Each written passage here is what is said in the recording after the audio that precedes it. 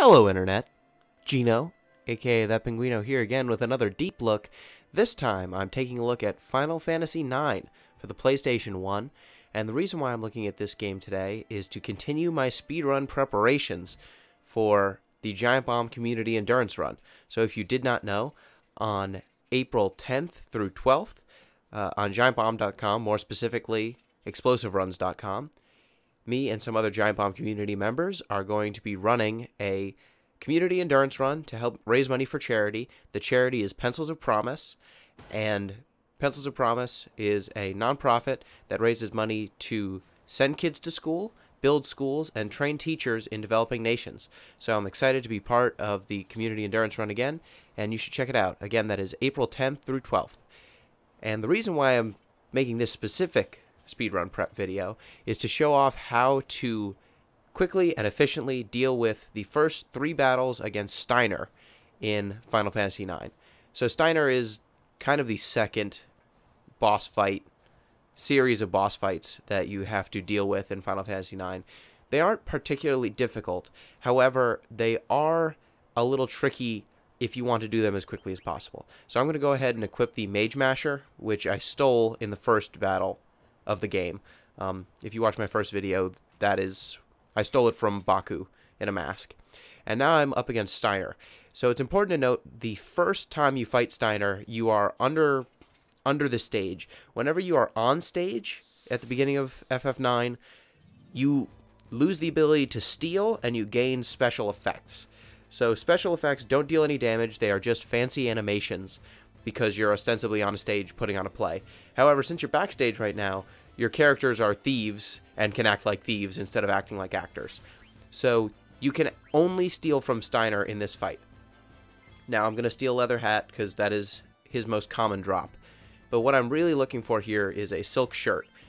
The steal rate on it is not so bad, unlike the Mage Masher from the first battle. But, okay, 2 rounds of stealing. Got the Silk Shirt. And now you can just attack Steiner as regular, as per usual. The reason why you want to steal this Silk Shirt is it is a nicer piece of armor that you're going to want to help with some of the later boss fights. It'll get your defense up, it'll teach you VV, Thunder.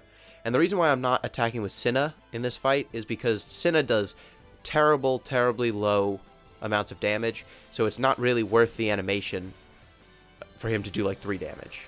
The amount of time he consumes by using his hammer is just not worth the 3 damage he deals. So I was able to steal the Silk Shirt. Everything went pretty smoothly there. Stole it about as quickly as I could.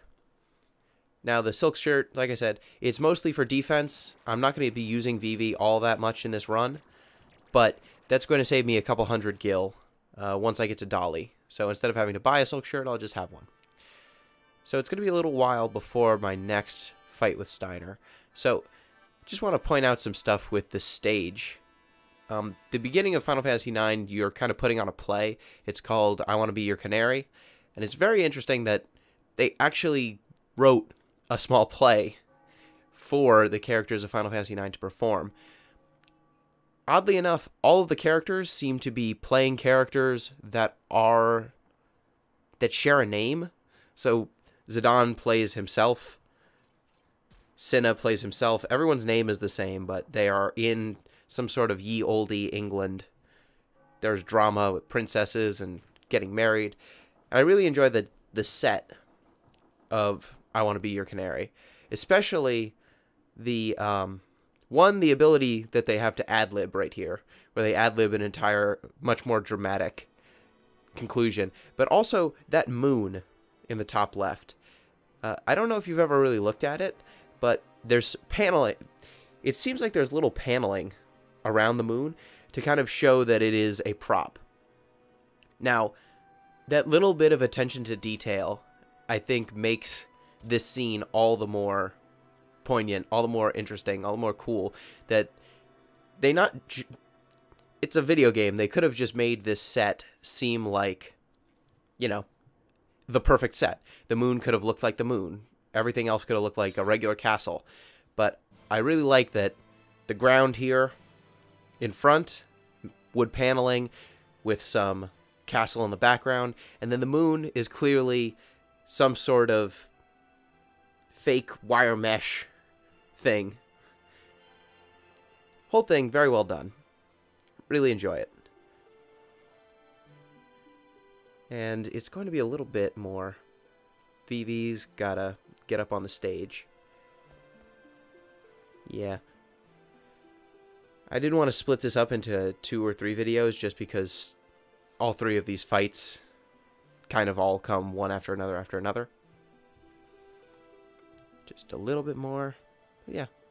I like those little touches. The moon, the little trapdoors. The developers of FF9 really put a lot of attention to detail into the theater ship, which is especially cool because you only spend like maybe 2 hours on it if you're very slow playing Final Fantasy IX. Maybe you see it for like 2 hours. And then you never see it again. So much attention to detail. And now we're going to get to the second Steiner fight. So like I said before, since we're on stage, all of the thieves lose their ability to steal and they gain special effects. So you never want to use any of those. They are just long animations that deal 0 damage. Completely worthless. And so it just basically, you have to play these fights pretty straight. Or at least you would if you didn't do this. So I'm going to have Zidane attack himself. Have Marcus attack himself. Have Garnet attack Vivi. And then, ta-da! Battle 1. Turns out the fastest way to win these battles, because Steiner is not trying to defeat your party, he's trying to capture Princess Garnet, he will not attack her. So as long as she is the last person standing, the battle just ends. So you could actually defeat all of the Knights of Pluto and Steiner there, or just kill your own party. So that's a little bit of a recurring tactic early on in the game. It's going to go away after these early battles where there are these weird special conditions and story reasons why killing yourself is not necessarily a lose condition. But it is a real time saver.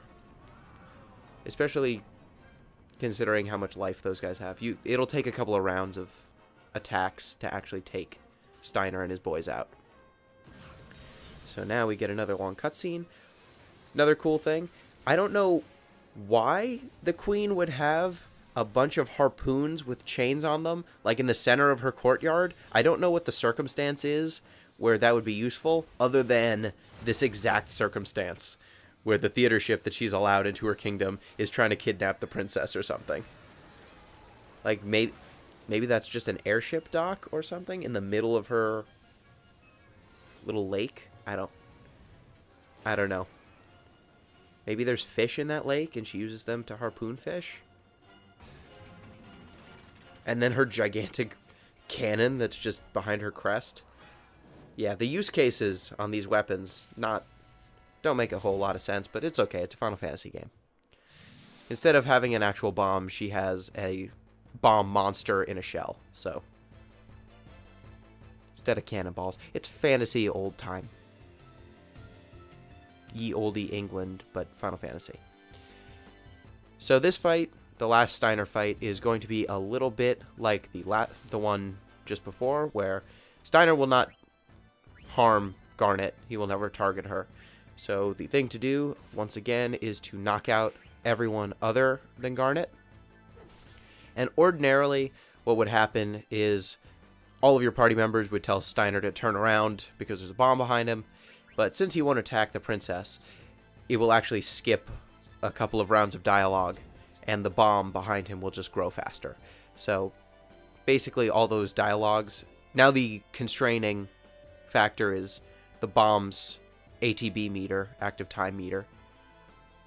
So yeah, it takes a fight that could take 3 minutes, maybe 2-3 minutes, turns it into a 1-minute fight. So there you have it. That is how to beat all 3 of the Steiner fights as quickly as possible. I hope you enjoyed this video. Those fights are not particularly difficult, but now you can do them even faster. So hope that helps you if you're going to try speedrunning FF9. If it did, let me know. And like and subscribe to the channel if you like it. It feels weird saying that, but it seems like it matters. Well, till next time, peace!